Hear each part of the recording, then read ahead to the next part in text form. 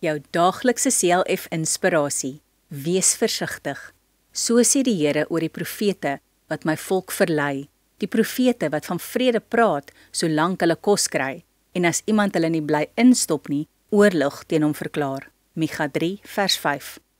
In die tyd van Micha was daar baie profete wat hulle voorgedoen het as boodskappers van God, maar verkeerde dinge verkondig het. Dit is ook 'n manier hoe die duiwel werk om God se kinders weg van God af te kry. In ons tyd gaan dit ook so. Daar is baie wat sê dat hulle God se woord verkondig, maar dit is nie so nie. Om te weet of hulle regtig God se woord verkondig, gaan na die Bybel en daar sal ons uitvind of hulle regtig opreg is. Baie doen dit net vir die geld en rykdom, soos in ons teksvers staan. Wees altyd versigtig vir sulke mense. Bid en vra ook vir die Here om jou te wys of dit reg is. Die Heilige Gees sal jou lei. Onthou, die duiwel is jaloers op God se kinders en sal altyd probeer om ons van God af weg te lei. Kom ons bid saam.